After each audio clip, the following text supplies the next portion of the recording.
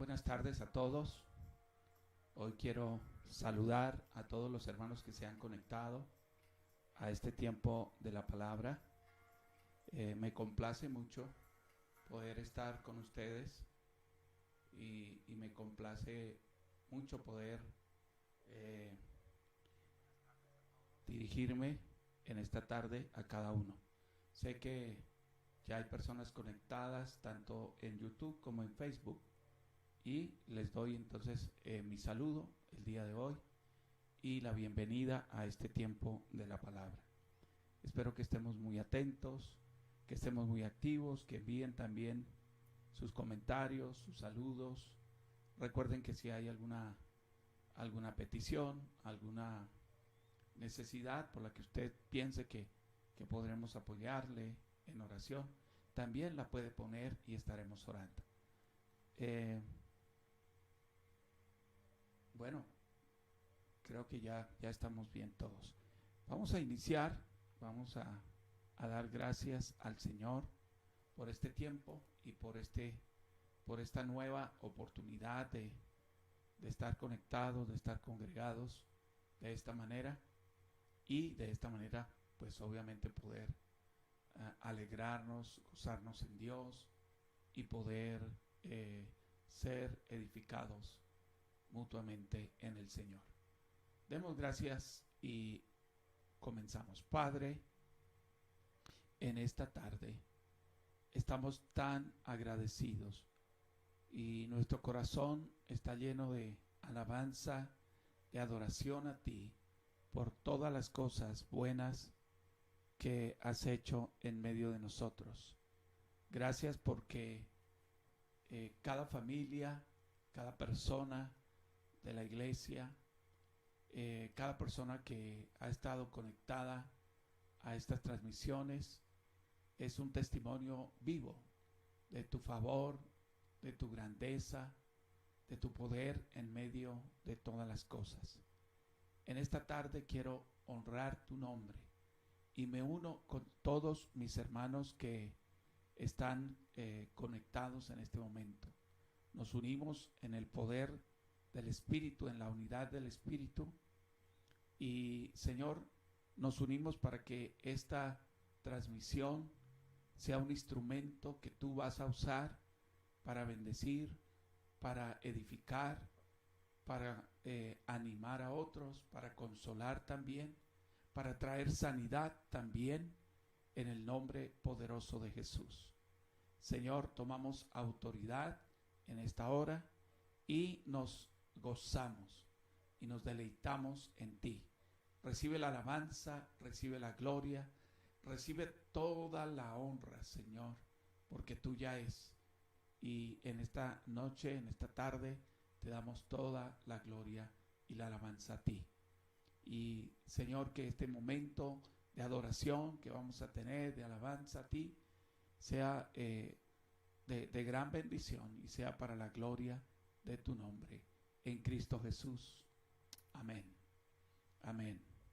Bien, vamos a unirnos en este momento para adorar al Señor y darle a Él toda la gloria.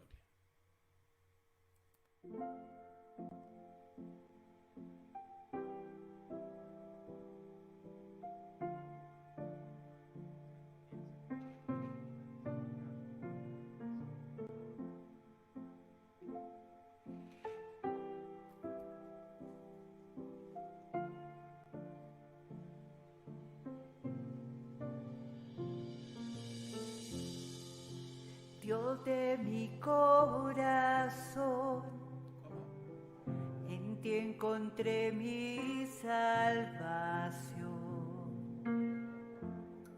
Tu gloria y majestad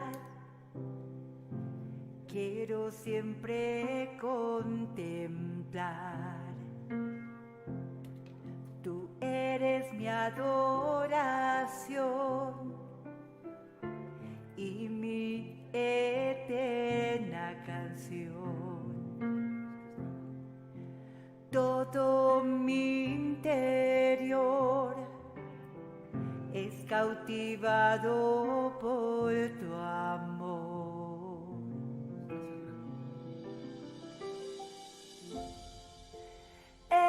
Eres Dios eterno, solo tú eres bueno, Dios incomparable eres tú. Nunca me separaré de tu gran amor, eres mi Señor, mi Salvador.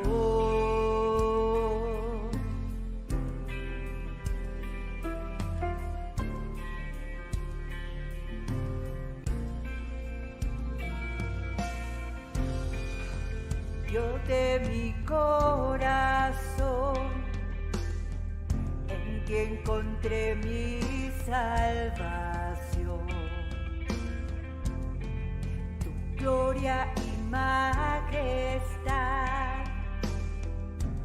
quiero siempre contemplar.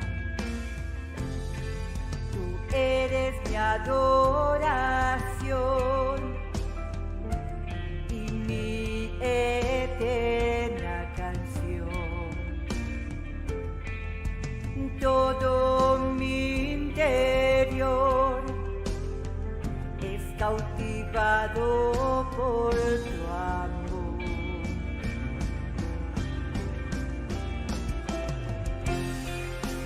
Eres Dios eterno, solo tú eres bueno, Dios incomparable eres tú.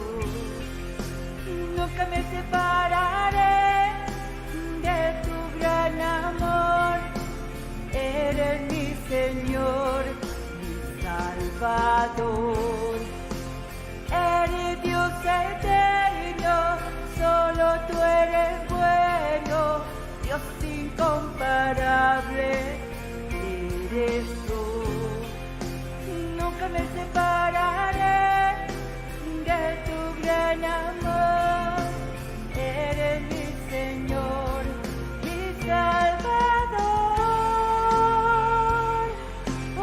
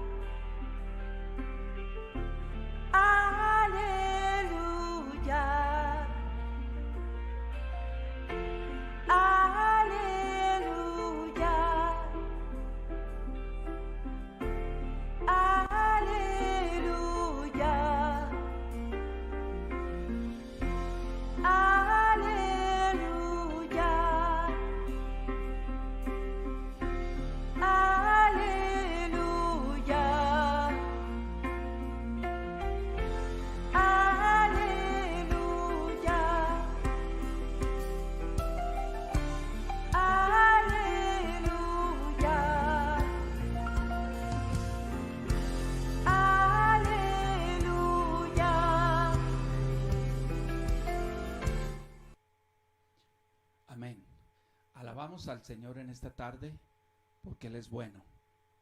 Saludo nuevamente a todos los hermanos que se han conectado, tanto en el canal de Facebook como en YouTube. Y bienvenidos todos una vez más. Bien, esta tarde quiero que miremos la palabra en el libro de los Hechos de los Apóstoles y vamos a mirar algunos pasajes que nos muestran cosas buenas que Dios hizo y que sucedieron y que la iglesia logró en los tiempos malos, en los tiempos difíciles. Y yo podría titular o podríamos titular esta palabra las cosas buenas de los tiempos malos. Y es verdad que hemos vivido tiempos difíciles y es verdad que las circunstancias nos han sorprendido, pero también es verdad que Dios está obrando de una manera muy especial en medio de nosotros, en medio de su pueblo. Y Él está haciendo cosas en la iglesia que de seguro van a traer grandes cambios y grandes resultados para la gloria del Señor. Y cuando hablo de iglesia no hablo solamente de la estructura organizacional, hablo de las personas, porque la iglesia somos las personas. Y si estos cambios o estas cosas comienzan a suceder en cada uno de nosotros, pues de seguro que habrán grandes logros y grandes bendiciones. Voy a que vayamos directo al primer pasaje, capítulo 4, versículo 23. Dice: y puestos en libertad, vinieron a los suyos, y contaron a todos lo que los principales sacerdotes y los ancianos les habían dicho. Y ellos, habiéndolo oído, alzaron unánimes la voz a Dios y dijeron: soberano Señor, tú eres el Dios que hiciste el cielo y la tierra, el mar y todo lo que en ellos hay, que por boca de David tu siervo dijiste: ¿por qué se amotinan las gentes y los pueblos piensan cosas vanas?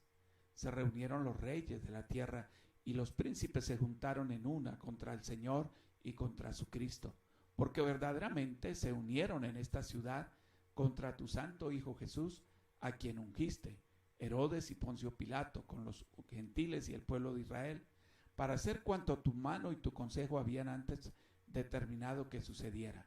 Y ahora, Señor, mira sus amenazas y concede a tus siervos que con todo denuedo hablen tu palabra, mientras extiendes tu mano para que se hagan sanidades y señales y prodigios mediante el nombre de tu santo Hijo Jesús.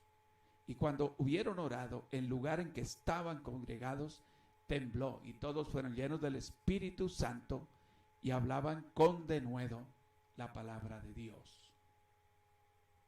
Bien, este pasaje, digamos, es como la apertura, una de las primeras cosas que suceden cuando la persecución de los gobernantes judíos, del sistema religioso judío, comenzó a venir contra los cristianos, contra los apóstoles, contra los creyentes en la ciudad de Jerusalén. Y todos sabemos que la iglesia, digamos, nació, se dio a luz el día del Pentecostés, donde oficialmente Dios envió el Espíritu sobre los discípulos, sobre los creyentes, y ellos comenzaron a declarar la palabra, y Dios comenzó a hacer una obra tremenda. Pero en un corto tiempo los gobernantes se levantaron contra la iglesia, contra sus líderes, comenzaron a amenazar, a perseguir, a presionar, y cada vez iban digamos, arreciando más la situación, iba empeorando más. Digamos que este pasaje, aquí lo que ha pasado es leve en comparación a lo que va a venir después de digamos, el tiempo después, los años que vendrían, fueron realmente muy difíciles para la iglesia. Sin embargo, aquí encontramos que tan pronto la persecución vino, la iglesia actuó, la iglesia reaccionó. Y lo que se produjo aquí en este pasaje que la acabamos de leer es, digamos, la primera cosa buena, podríamos decir, que vemos allí, y es la oración con un propósito, la oración enfocada al propósito de Dios. Ahora, esto no quiere decir que todas las oraciones, digamos, no tengan su valor, pero cuando hay tiempos difíciles, nuestra oración se tiene que convertir en una oración enfocada en cosas muy claras, muy puntuales. Muchas personas no reciben sus peticiones, y el apóstol Juan escribe, dice, muchos no reciben porque no piden, y cuando piden mal, cuando oran mal. Dice, porque sus motivaciones no son sanas, no son correctas, su oración no está, digamos, alineada con la voluntad de Dios, y entonces se quedan sin fruto esa oración. Pero aquí yo encuentro que la oración de los discípulos por lo menos tenía dos elementos que a la vista podemos encontrar. No está motivada ni en la desesperación, ni en el temor, ni en la ambición personal, sino que está, digamos, cimentada en la palabra. Y lo que yo veo que ellos oran, ellos están citando el Salmo 2, ¿cierto? Ahora recuerden que estos eran creyentes nuevos. Los que están orando allí eran cristianos, no hablamos de cristianos experimentados de muchos años, porque la iglesia era una iglesia recién nacida, digámoslo así. Pero lo que yo veo es que hay una madurez, hay una claridad en lo que ellos están orando. Muchos creyentes nuevos quieren aprender a orar, y yo felicito a los que quieren aprender a orar, porque algunos aún antiguos todavía no han aprendido, y tenemos que aprender a orar con base o fundamentados en la escritura, en la palabra, fundamentados y enfocados en el propósito de Dios. Esa es la oración que Dios siempre respalda. Ahora, no es que Dios no le interese nuestras necesidades, nuestros problemas. La Biblia dice que antes que nosotros le pidamos de esas cosas, Él ya sabe de qué tenemos necesidad. Pero lo que yo veo de la iglesia aquí es que ellos, la oración, partiendo de la oración, ellos tienen un enfoque muy claro, ¿cierto? ¿Y cuál fue el resultado inmediato de esta oración? Dice, y cuando terminaron de orar, en el versículo 31 dice, y cuando hubieron orado, el lugar en que estaban congregados tembló. Una señal de la presencia de Dios, de la gloria de Dios allí. Dice, y todos fueron llenos del Espíritu Santo. Todos fueron llenos del Espíritu Santo y hablaban con denuedo la palabra de Dios. Ahora, la oración en tiempos de prueba es determinante, pero no es la oración que se lamenta, que se enfoca solamente en la necesidad personal. Y por favor entiéndanme que no es que la necesidad personal de cada uno no sea importante, pero lo que Dios quiere de la iglesia es que no se desenfoque del propósito de Dios. Y esto es lo que yo veo que está sucediendo aquí. Los cristianos están siendo amenazados por los gobernantes, por el poder religioso, por el poder político de aquel tiempo, pero ellos siguen en su oración enfocados en dar testimonio de Cristo, en predicar la palabra, en pedir a Dios que se glorifique, que haga señales y prodigios, y que les dé ese denuedo, que es el denuedo, es el valor para hablar y dar testimonio de la palabra sin titubear y sin llenarse de incertidumbre ni de temor. Amén. Bien, ahora en el capítulo 4, los versículos 32, un poco más adelante, hay una segunda bendición que sucede allí, o una segunda cosa asombrosa que trajo la crisis a la iglesia en este momento.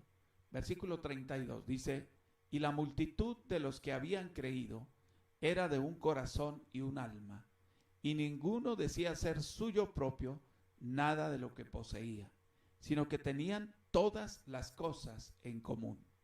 Y con gran poder los apóstoles daban testimonio de la resurrección del Señor Jesús, y abundante gracia era sobre todos ellos.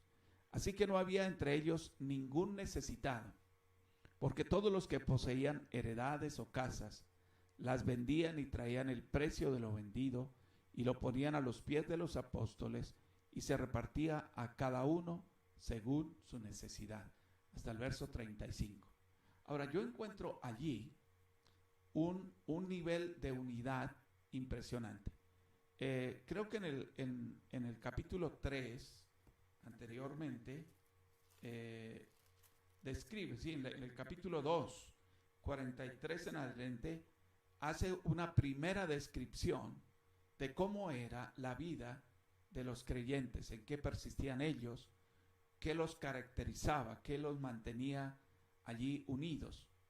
Ahora, pero, y ahí dice, perseveraban en la oración, vendían sus propiedades, alababan a Dios, bueno, todo lo que ya sabemos que sucedía. Pero al comenzar la crisis, al comenzar las amenazas, y ellos comienzan a darse cuenta que ya no son bienvenidos ni bien aceptados en el contexto de la comunidad judía allí, y comienza a venir toda esa situación.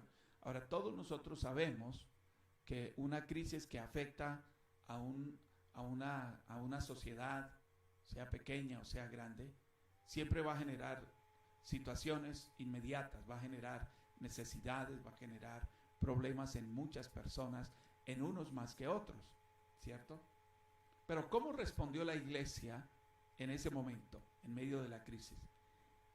Lo que yo veo es que ellos pasan, por decirlo de alguna manera, al siguiente nivel de unidad, ¿sí? En la primera parte habla de la unidad en la doctrina, en la adoración, claro, en el apoyo financiero también estaba allí, pero ahora aquí se consolida un área, y ellos están enfocándose en también apoyarse y ser esa mano, ese verdadero hermano, ¿cierto? Nosotros nos llamamos hermanos, pero a veces es un asunto más religioso que otra cosa, ¿cierto?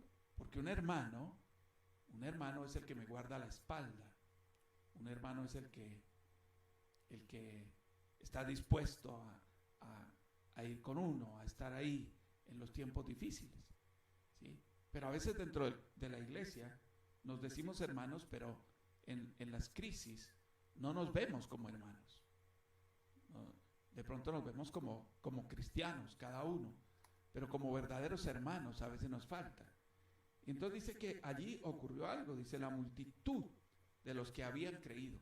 Y esto no era un asunto de unos cuantos, sino lo que yo veo aquí es que la unidad, que es el segundo punto, era tan clara, tan consistente, que toda la iglesia, toda la multitud estaban tan listos, tan dispuestos a unirse profundamente y apoyarse para salir adelante juntos. Quiero decirles algo, hermanos, como iglesia.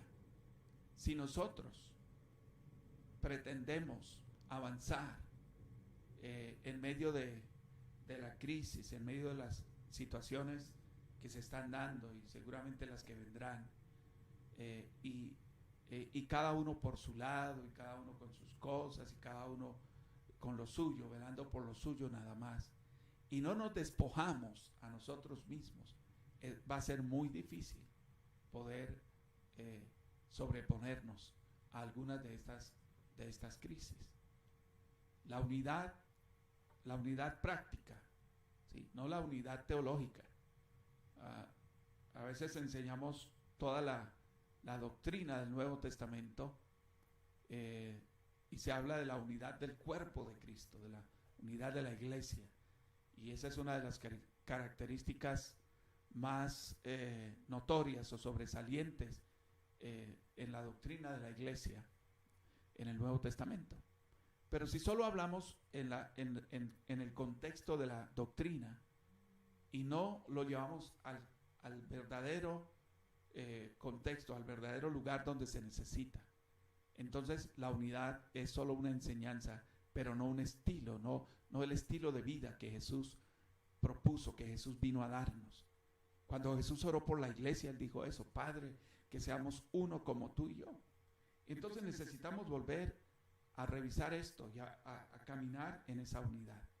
Ahora, si la iglesia nos unimos cada vez más, nos despojamos cada vez más, nos esforzamos cada vez más en ser bendición a alguien, en ser bendición a mi hermano, en orar, en mantener, en proveer cuando sea necesario,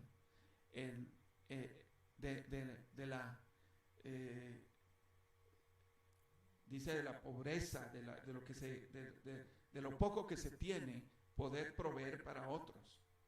De esa manera la iglesia va a poder avanzar en la crisis. En el libro de Hechos sucedió, fue una de las cosas buenas de aquel tiempo difícil que sucedió en la iglesia. La unidad se convirtió en la mayor cualidad del pueblo de Dios, de la iglesia en aquel tiempo. Hay una tercera cosa buena del tiempo difícil, y está en el capítulo 5, versículo 12 en adelante. Dice: y por la mano de los apóstoles se hacían muchas señales y prodigios en el pueblo, y estaban todos unánimes. Se refuerza otra vez lo que estaba diciendo en el pórtico de Salomón. De los demás, ninguno se atrevía a juntarse con ellos, mas el pueblo los alababa grandemente. Y los que creían en el Señor aumentaban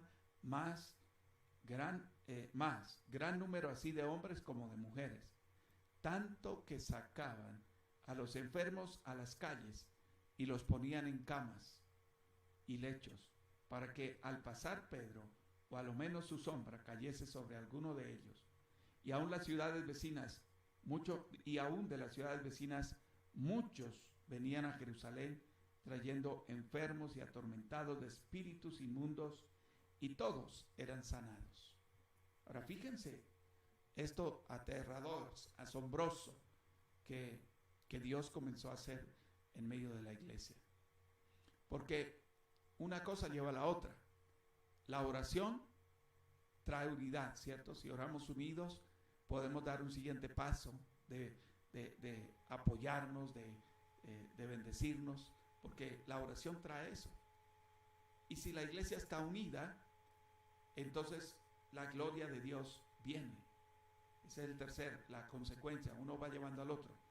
Y entonces dice que se desató una unción de sanidad y de milagros tan asombrosos en Jerusalén, que las calles se llenaban de personas enfermas, y los ponían en sus lechos, en sus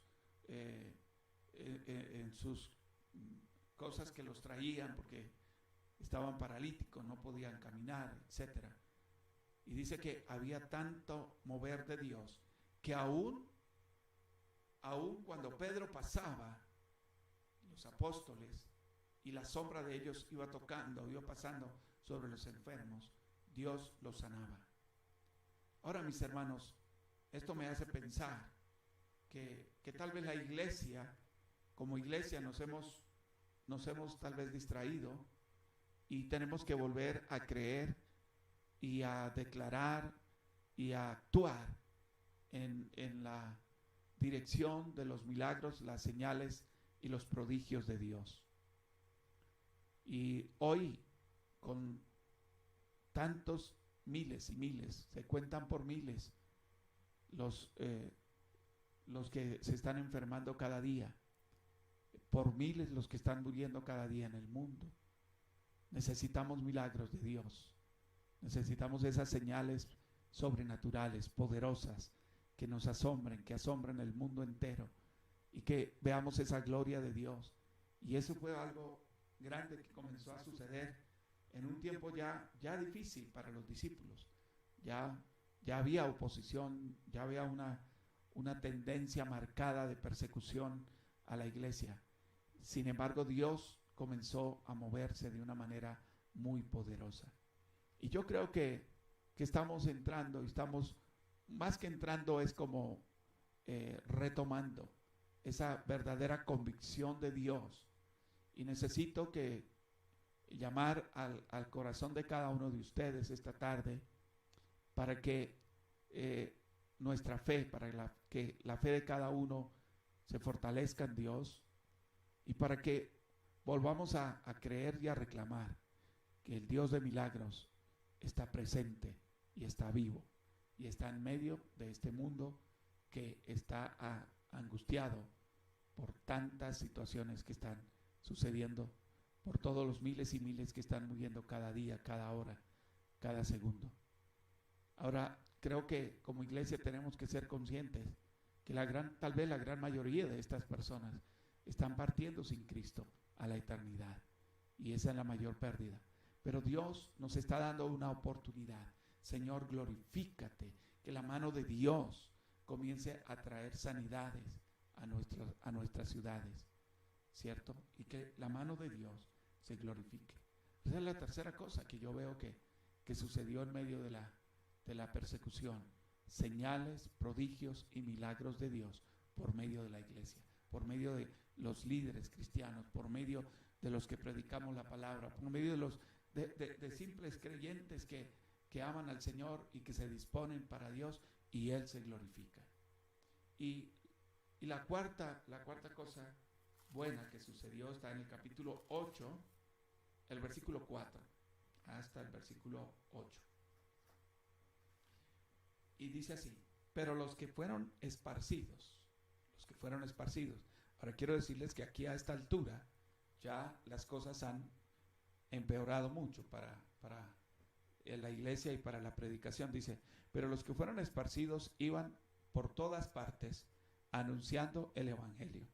Entonces Felipe, descendiendo a la ciudad de Samaria, les predicaba a Cristo. Y la gente unánime escuchaba atentamente las cosas que decía Felipe, oyendo y viendo las señales que hacía. Porque de muchos que tenían espíritus inmundos salían estos dando grandes voces, y muchos paralíticos y cojos eran sanados. Así que había gran gozo en aquella ciudad, gran gozo. Ahora fíjense que aquí ya la persecución es abierta, es directa contra la iglesia. Aquí ya habían asesinado, habían matado a Esteban, el primer mártir cristiano, el primer líder que es asesinado allí. Y esto generó una tremenda persecución ahí cuando, después de la muerte de Esteban, se generó pues una tremenda persecución hacia los cristianos, y las cosas, en vez de mejorar, iban empeorando cada día más. Pero hay algo que es lo que yo quiero que usted vea con claridad. Dice: los cristianos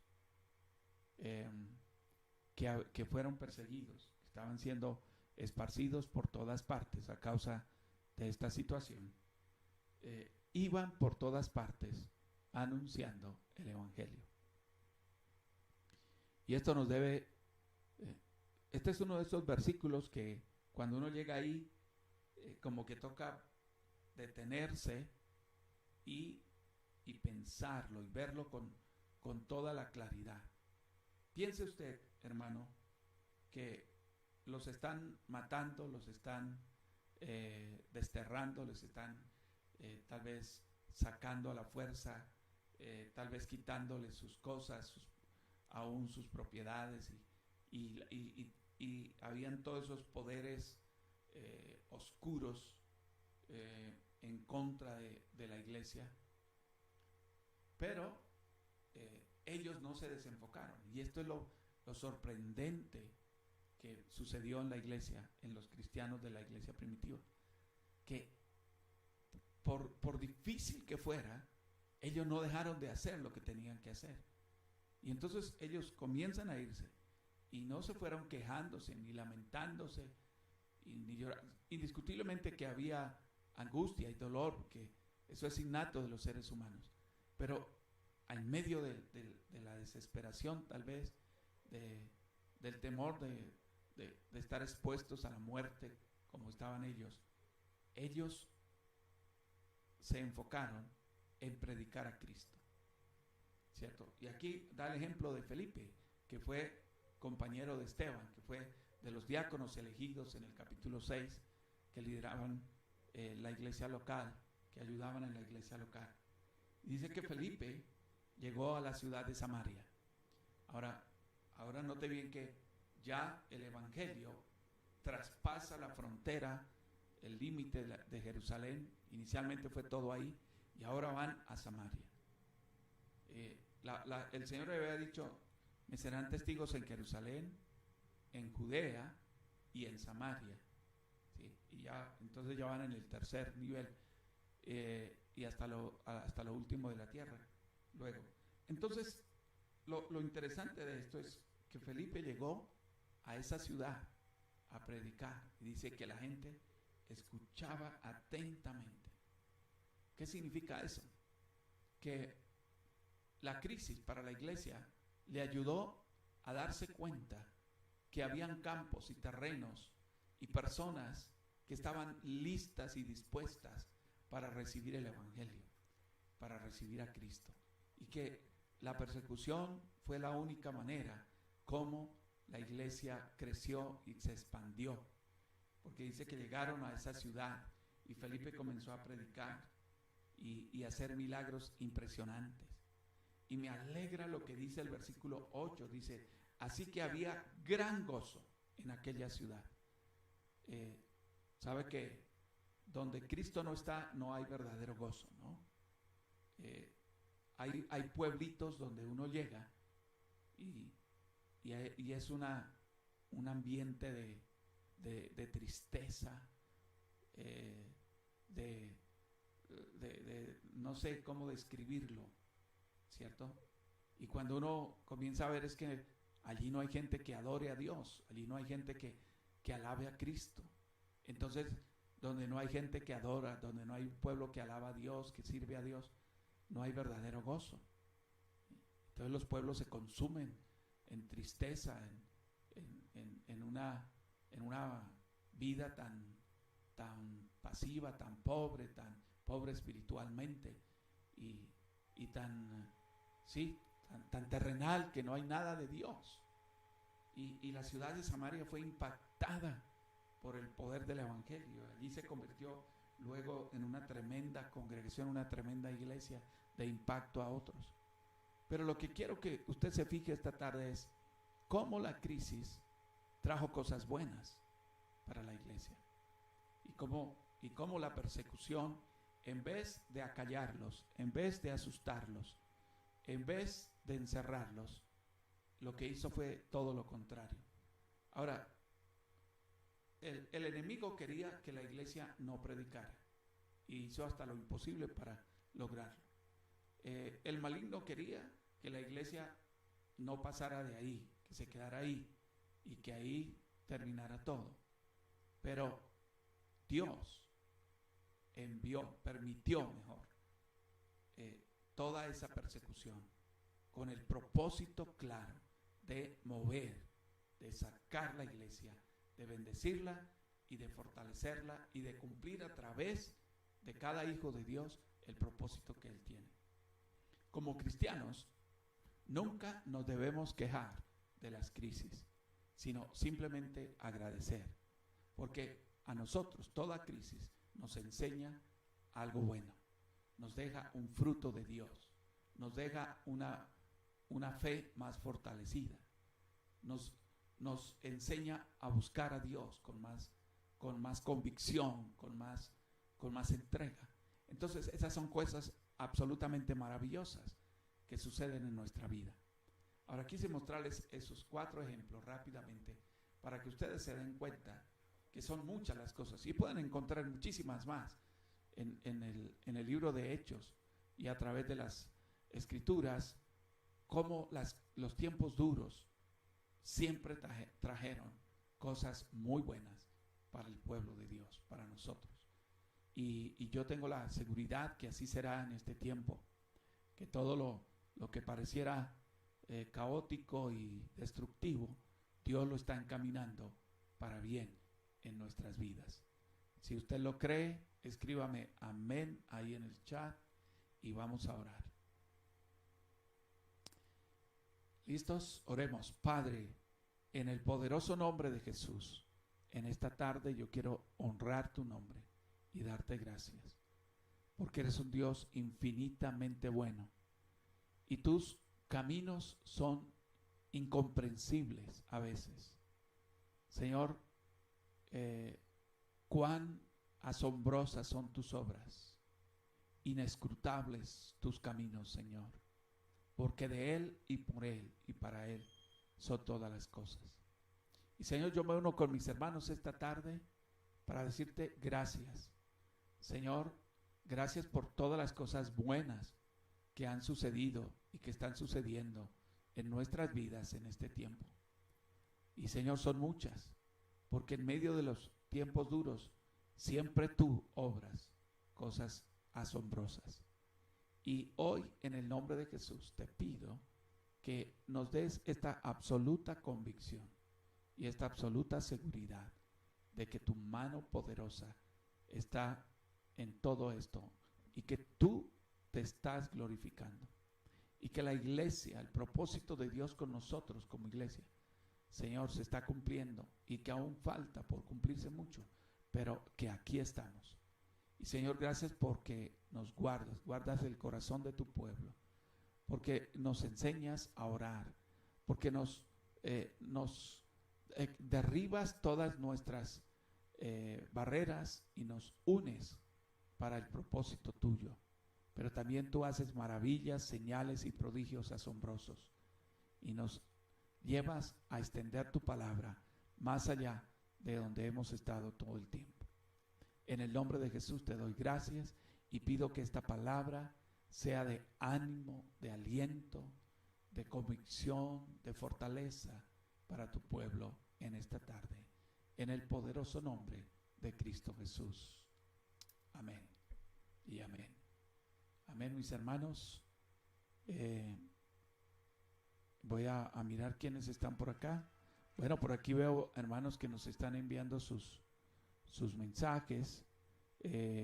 Alberto, Janet, Horacio, Elizabeth Gómez, hermano José que está ahí, Janet Triana, bueno, los que han enviado aquí sus mensajes. También por YouTube veo que hay hermanos conectados, creo. Entonces estamos ahí. Los saludo y espero que el Señor se glorifique de manera especial en cada uno de ustedes. Finalmente, quiero recordarles 2 cositas importantes. Este sábado vamos recuerden que tenemos la reunión presencial de jóvenes a las 5 de la tarde y entonces pues vamos a estar con nuestros jóvenes. 5 de la tarde, todos los jóvenes de la iglesia, ahí, reunión presencial. Recuerde que cumplimos los protocolos también en la reunión de jóvenes. Y el domingo, con la ayuda del Señor, estaremos ahí en los 3 servicios, 8 de la mañana, 9:30 de la mañana y 11 de la mañana. Entonces, esperamos que usted pueda congregarse este domingo, pueda estar con nosotros y podamos gozarnos juntos en nuestro tiempo con el Señor. Les envío un gran abrazo esta tarde y espero que podamos vernos pronto. Que el Señor los bendiga, que el Señor los guarde y que el Señor cumpla el propósito con cada uno de ustedes. Muchas bendiciones, mis amados hermanos, y nos vemos pronto.